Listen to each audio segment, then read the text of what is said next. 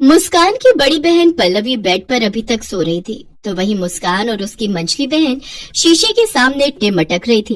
तभी उनकी माँ उर्मिला हाथ में पानी की बाल्टी और पोछा लेकर आती है और कहती है, बेशर्मो, नाश्ता क्या तुम्हारे पप्पा आकर बनाएंगे? और इस बड़ी महारानी को देखो, अभी तक सो रही है, इसे कोई फिक्र ही नहीं है। यार, ये कौन सुबह सुबह काई काई कर रहा है? अच्छा, तो इससे मेरी आवाज कौवे जैसी लग रही है। रुक, अभी बताती हूँ तुझे। इतना कहकर उर्मिला पानी की बाल्टी सोई हुई पल्लवी पर उड़ेल देती है। मुंबई शहर में उर्मिला अपनी 3 बेटियों पल्लवी, निधि और मुस्कान के साथ रहती थी। उर्मिला की तीनों बेटियां बहुत ही चंचल और बिगड़े स्वभाव की थी। उर्मिला उनके इस मिजाज से बहुत ही परेशान थी। अपनी बेटियों के स्वभाव को देखते हुए उसने जल्द से जल्द इन तीनों की शादी करने की ठानी। काफी खोजबीन के बाद उर्मिला ने अपनी तीनों बेटियों की शादी सागरी देवी के 3 बेटों मुकेश, नवीन और समर से कर दी। सागरी देवी शहर में तो रहती थी, लेकिन थी वो एकदम पुराने विचारों वाली। उनकी सोच और उम्र उनके सफेद बालों की तरह ही एकदम पुराने थे। आज सागरी देवी बहुत खुश थी, क्योंकि उसकी तीनों बहुएं आज एक साथ गृह प्रवेश जो कर रही थी। अब तुम तीनों बहुएं एक साथ इस कलश को अपने पैरों से गिराकर घर के अंदर प्रवेश करो। वो तीनों बहनें अपनी सास की बात को मानकर कलश गिराकर अपने ससुराल में प्रवेश करती हैं।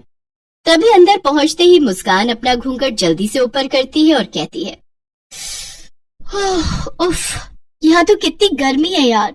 सासू माँ, जल्दी से एसी चला दो, बहुत गर्मी है। उसकी ऐसी हरकत देखकर सागरी देवी को बहुत गुस्सा आता है और वो सभी घर वालों और रिश्तेदारों की मौजूदगी में उस पर चिल्लाते हुए कहती है, मुस्कान बहू, ये क्या बदतमीजी है? मुझे तुझसे बिल्कुल भी ऐसी उम्मीद नहीं थी। इतनी भी क्या जल्दी पड़ी थी तुझे अपना घूंघट हटाने की? अरे, कल तेरी मुंह दिखाई है, कम से कम तब तक तो रुक जाती। तभी अपनी बहन की तरफदारी करते हुए निधि कहती है, तो इसमें उसने क्या बुरा कर दिया सासू माँ? अगर उसे गर्मी लग रही है तो वो तो घूंघट हटाएगी ना। बड़ी होने के नाते तुझे अपनी छोटी बहन को संस्कार सिखाने चाहिए, न कि उसको गलत शिक्षा देनी चाहिए। अब बस भी करो सासू माँ, आप तो बेवजह ही मेरी दोनों बहनों को सुनाए जा रही हो। और अगर मुस्कान ने घूंघट हटा भी लिया तो इसमें इतना हाइपर होने की क्या जरूरत है?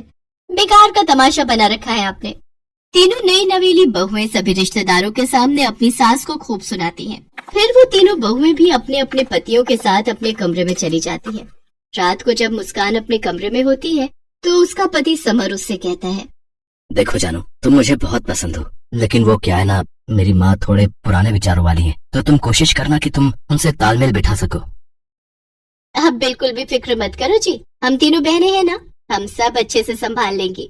अगली सुबह वो तीनों बहनें बैकलेस ब्लाउज पहनकर अपनी पहली रसोई की रस्म करने जाती है। अरे वाह वाह, क्या हॉट लग रही हो तुम दोनों। तो तुम कौन सी कम लग रही हो, एकदम पटाखा लग रही हो। तभी वहाँ निधि का पति नवीन आ जाता है। अरे, ये कैसे कपड़े पहन रखे हैं आप लोगों ने? अगर माँ ने आप तीनों को इस हालत में देख लिया तो वो बहुत गुस्सा होंगी। वो थोड़े पुराने विचारों की हैं।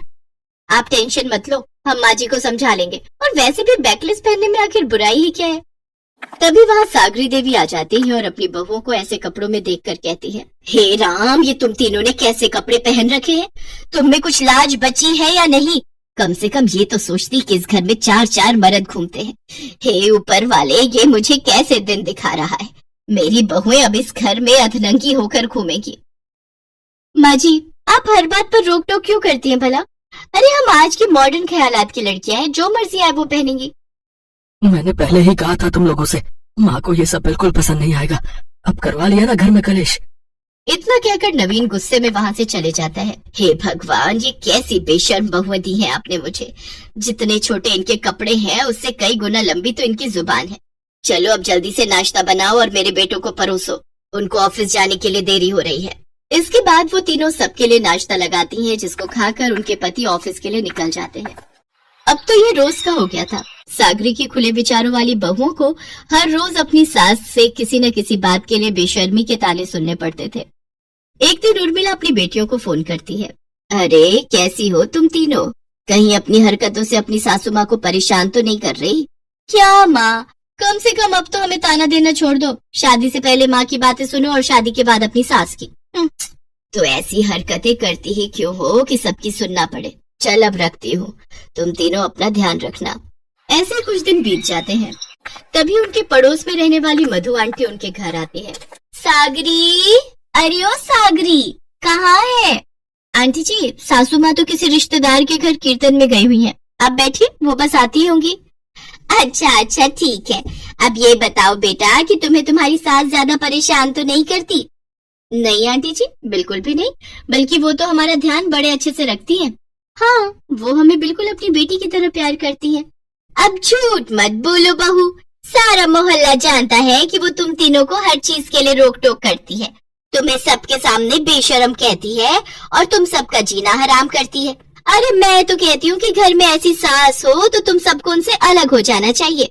मेरी मानो तो अपने पतियों को लेकर कहीं अलग घर में रहने चली जा, या फिर अपनी सास को वृद्धाश्रम भेज दो, तभी उसकी अकल ठिकाने आएगी। आंटी जी, हम तो सिर्फ जुबान और कपड़ों से बेशर्म होंगी, लेकिन असली बेशर्म तो आप हो, जो अपनी सहेली की बुराई उसी की बहुओं से कर रही हो। आप अच्छे खासे परिवार में फूट डलवाना चाहती हो ना? आंटी जी, जैसे आपका बेटा बहू आपसे अलग हो गए, आप चाहते हो कि हमारा परिवार भी वैसे ही अलग हो जाए। शर्म नहीं आई आपको ऐसा कहते हुए? हे राम, इनकी जुबान तो देखो, सच ही कहती है सागरी, बड़ी ही बेशर्म हो तुम तीनों, और साथ में बिगड़ी हुई भी। कुछ तमीज ही नहीं है कि अपने से बड़ों से कैसे बात की जाती है। आपकी हिम्मत कैसे हुई हमें बेशर्म और बिगड़ी हुई कहने की? और वो हमारी सास है, उनका हम पर पूरा हक है कि वो हमें कुछ भी बुलाए। अब अगर आपने एक और शब्द भी हमारी सास या हमारे परिवार के खिलाफ बोला ना, तो मैं आपकी जुबान खींच लूंगी। अरे हम तो सिर्फ कपड़े बैकलेस पहनती हैं, पर आप तो पूरी की पूरी कैरेक्टरलेस हो। बाप रे, बिल्कुल सही कहती है तुम्हारी सास, तुम सब की सब बिगड़ी हुई बेशर्म लड़कियां हो।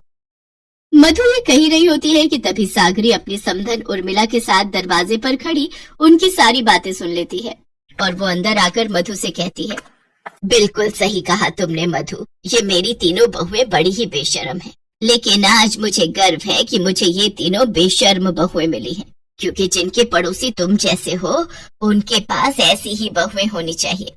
अरे सागरी, तू मेरी बात तो सुन, मैं तो तेरा ही पक्ष ले रही थी, लेकिन ये तीनों बिगड़ी हुई बहुएं ही चाहती थी कि तुम जल्दी से अपनी जायदाद इनके नाम कर दो। अब बस भी करो बहन जी, कितना झूठ बोलोगी? हम दोनों ने तुम सबकी सारी बातें सुन ली है, और हमें ये भी पता है कि कौन सच बोल रहा है और कौन झूठ। मुझे हमेशा ही अपनी तीनों बेटियों के मुंहफट और मॉडर्न विचारों से दिक्कत थी, लेकिन मुझे आज समझ आ गया कि इंसान की पहचान उसके कपड़ों से और सोच से नहीं, बल्कि उसकी नीयत से होती है। भले ही मेरी तीनों बेटियां खुले विचारों की हैं, लेकिन इनकी नीयत और मन बिल्कुल साफ है।